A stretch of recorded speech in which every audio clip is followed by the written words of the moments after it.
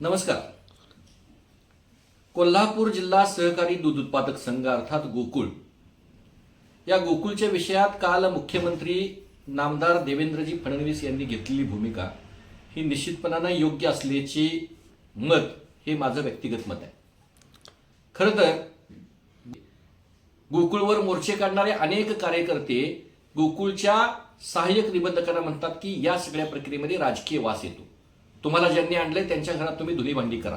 पण मला अशा विचारणाऱ्या सर्व नेतृत्वाला किंवा अशा विचारणाऱ्या सर्व कार्यकर्त्यांना माझा एक प्रश्न आहे की अशा सगळ्या प्रक्रियेमध्ये ज्यावेळी प्रदीप मालगावे हे सहाय्यक निबंधक होते आणि त्यांची मुदत संपली नसतानाही त्यांची बदली करण्यात आली, त्यावेळी त्याला कसला वास होता?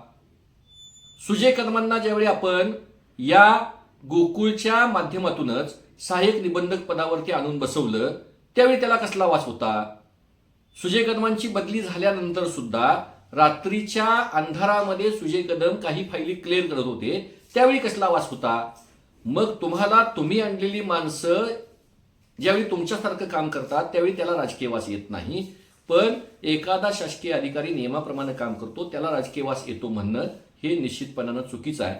त्यामुळे माझं असं मत आहे की अशा प्रक्रियेमध्ये 1108 दूध संस्थांची सुनावणी व्हायला पाहिजे, सखोल चौकशी व्हायला पाहिजे, पात्र दूध संस्थांना मताचा अधिकार मिळाला पाहिजे. यासाठी आम्ही कोर्ट पातळीवरती भांडत आहोत आणि हा निकाल लागल्याशिवाय निवडणुकीची घाई करण्यात येऊ नये असं माझं स्पष्ट मत आहे.